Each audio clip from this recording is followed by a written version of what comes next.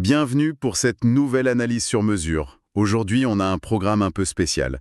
On va se pencher sur une seule phrase. Mais, quelle phrase? Un verset qui, à lui seul, a nourri des bibliothèques entières. On plonge dans l'Évangile de Jean, chapitre 1, verset 14. Je le lis une fois pour qu'on l'ait bien en tête. « Et la parole a été faite chair, et elle a habité parmi nous, pleine de grâce et de vérité.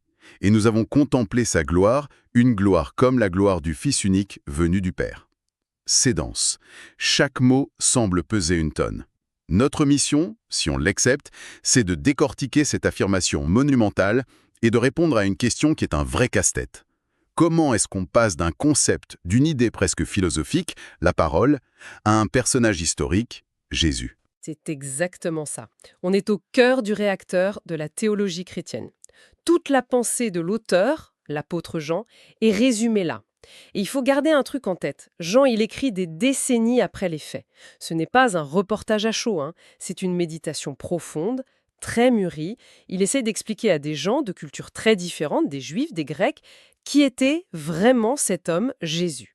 Et pour ça, son génie, c'est d'utiliser des mots que tout le monde connaît, mais pour leur donner un sens complètement nouveau. Et je pense que la meilleure approche, c'est de démonter ça morceau par morceau. Parfait. Alors allons-y, on commence par le début, logiquement, et la parole. Bon, la parole, ça a l'air simple comme ça, mais j'imagine que c'est tout sauf simple. On est bien d'accord que ce n'est pas juste un mot qui sort d'une bouche. On est tout à fait d'accord. C'est même le premier grand carrefour culturel du verset. Le mot que Jean utilise en grec, c'est logos. Et ce mot, pour les gens de l'époque, ça évoquait deux choses très très différentes. Si vous étiez un grec un peu cultivé, disons un philosophe stoïcien, le logos, c'était le principe rationnel qui organise tout l'univers. Une sorte de code source cosmique, si on veut. Un algorithme divin, mais froid, impersonnel. C'est une très bonne image. C'est un ça, pas un qui, exactement. Mais si vous étiez un auditeur juif, nourri par les écritures hébraïques, l'idée de la parole de Dieu, le dabar en hébreu, c'est tout autre chose. Ce n'est pas une idée abstraite, c'est une force créatrice, c'est une puissance en action. Dans la Genèse, Dieu dit que la lumière soit et hop, la lumière est. Sa parole, elle crée la réalité. D'accord, donc là on a un grand écart, carrément. D'un côté, une loi cosmique impersonnelle, et de l'autre, une force divine, créatrice, personnelle. Comment Jean a-t-il pu utiliser un seul mot, logos, pour parler à ces deux mondes sans créer une confusion énorme? C'était un pari risqué, non? Et c'est là qu'on touche au coup de génie de Jean. Il ne choisit pas un camp. Il prend ce mot que tout le monde connaît et il le fait exploser de l'intérieur. Il fait une fusion. En gros, il leur dit « Vous, les Grecs, vous pensez au logos comme à la raison éternelle, vous avez raison. Vous, les Juifs, vous pensez à la parole comme l'action créatrice de Dieu, vous avez raison aussi. Mais vous avez tous les deux manqué l'essentiel. Ce logos, cette parole, ce n'est pas une chose, c'est une personne. C'est ce qu'il a déjà dit dans les tout premiers versets de son livre. Au commencement était la parole, et la parole était Dieu. Il donne un visage à cette raison cosmique, à cette force créatrice. Et c'est là que le verset 14 nous fait basculer, complètement.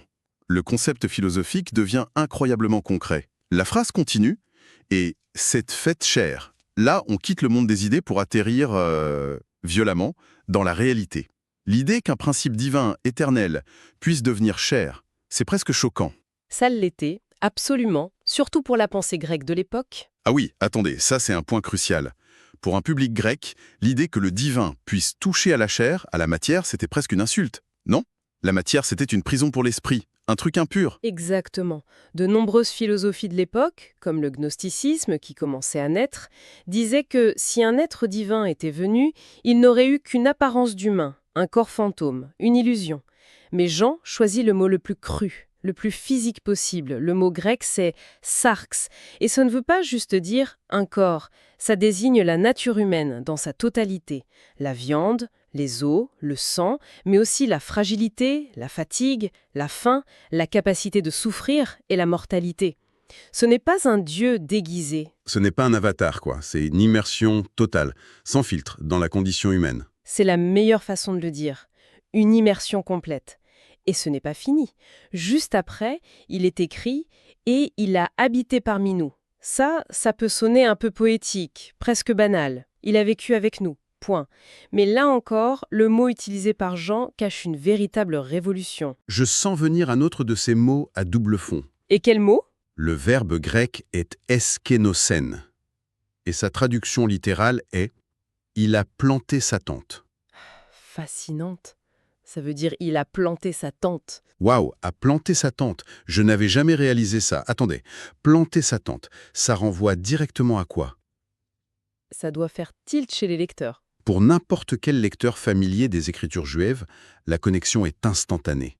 Foudroyante. Ça renvoie au tabernacle, cette tente sacrée que le peuple d'Israël transportait dans le désert.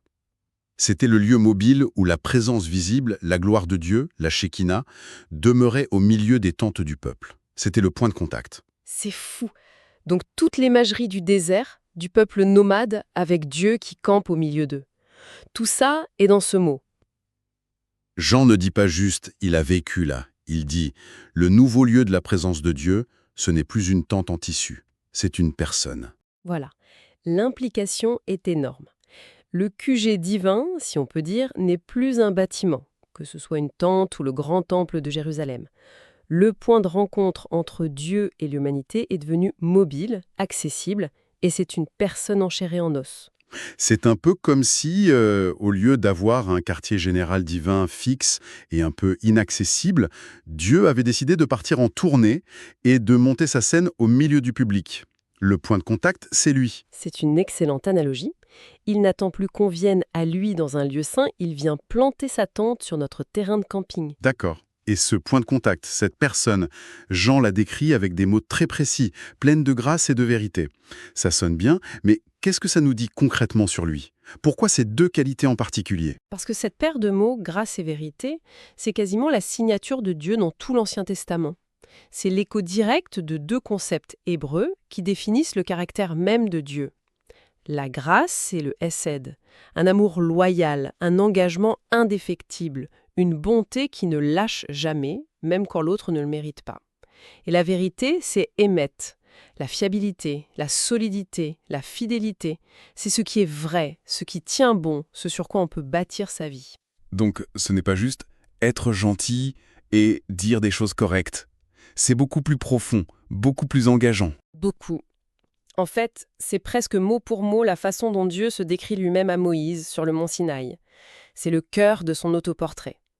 Alors, quand Jean dit que Jésus est plein de ces deux choses, il ne dit pas juste que c'est un type bien.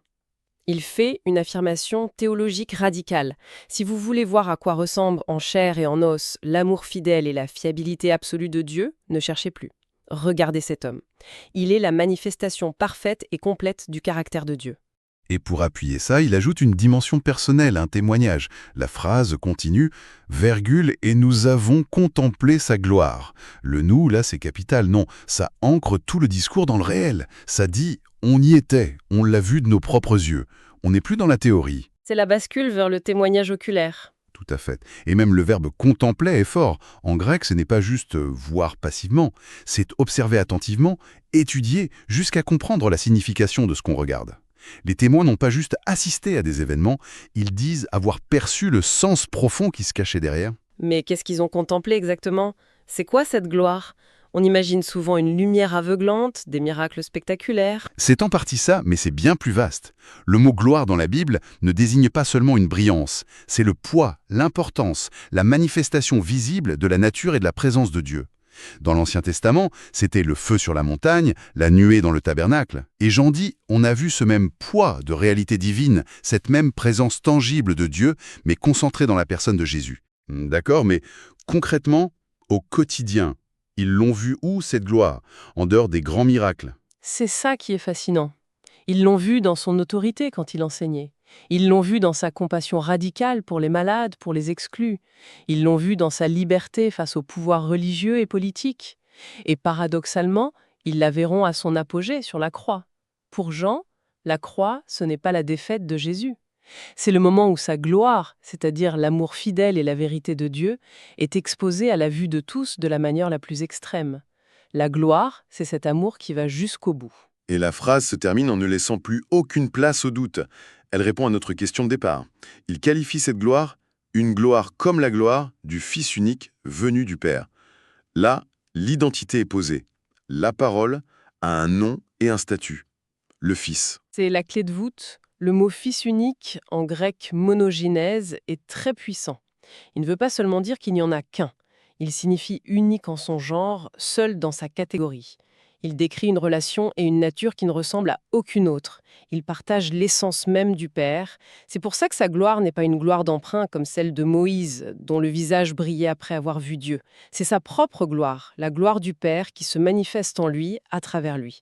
Ce verset définit cette relation unique. Capitule ce voyage, qui est quand même assez vertigineux. Pour répondre à la question « Comment un concept devient une personne ?», Jean nous montre le chemin en 4 étapes. 1. On part d'un concept universel, la parole, le logos. 2. On le plonge dans l'histoire, il devient chair. 3. On définit son mode de présence, il plante sa tente. Et 4. On révèle son identité, le Fils unique, plein du caractère de Dieu. C'est une synthèse parfaite. En une vingtaine de mots, on passe de l'éternité cosmique à un homme précis, à un moment précis de l'histoire, qui est en même temps le point de contact définitif avec Dieu. Et au-delà de la définition de qui est Jésus, qu'est-ce que ça nous dit sur Dieu lui-même ? C'est peut-être l'implication la plus profonde. Ça nous révèle un Dieu dont la nature, ce n'est pas la distance, la pureté lointaine, mais la proximité. Un Dieu qui, par choix, décide d'embrasser la condition humaine dans ce qu'elle a de plus limité, de plus fragile. C'est une déclaration fondamentale. Pour ce Dieu, la grandeur suprême se manifeste dans l'abaissement et la puissance dans la vulnérabilité. Il choisit de s'engager avec sa création au point de devenir l'un des nôtres. Comme on le disait, il vient planter sa tente au milieu de notre camping. Sans même se plaindre du bruit des voisins. Sans même se plaindre du bruit des voisins. C'est une image qui reste et qui nous laisse avec une dernière question, une pensée pour la route.